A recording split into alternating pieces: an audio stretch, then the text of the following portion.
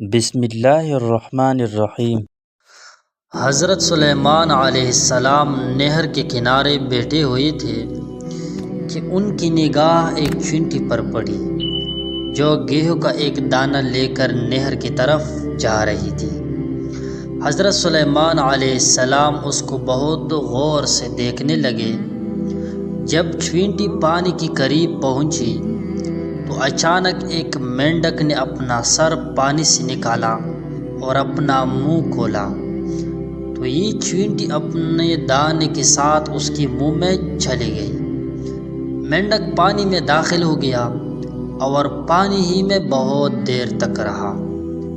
حضرت سلیمان علیہ السلام اس کو بہت غور سے دیکھتے رہے۔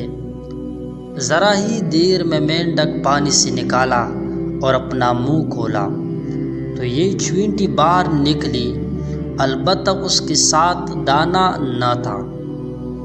حضرت سلیمان علیہ السلام نے اس کو بلا کر معلوم کیا کہ ماجرا کیا تھا اور وہ کہاں گئی تھی۔ اس نے بتایا کہ اے اللہ کی نبی، آپ جو نہر کے تہہ میں ایک بڑا کوکلا پتھر دیکھ رہی ہے، اس کے اندر بہت سے اندھے کیڑے مکوڑے ہیں۔ اللہ تعالیٰ نے ان کو وہاں پر پیدا کیا ہے، وہ وہاں سے روزی تلاش کرنے کے لیے نہیں نکل سکتے۔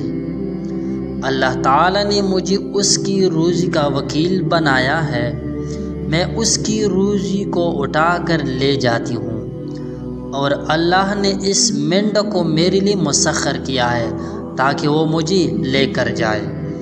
اس کے منہ میں ہونے کی وجہ سے پانی مجھے نقصان نہیں پہنچاتا۔ وہ اپنا منہ بند پتھر کے سوراخ کے سامنے کھول دیتا ہے، میں اس میں داخل ہو جاتی ہوں۔ جب میں اس کی روزی اس تک پہنچا کر پتھر کے سوراخ سے اس کے منہ تک آتی ہوں تو مینڈک مجھے منہ سے باہر نکال دیتا ہے۔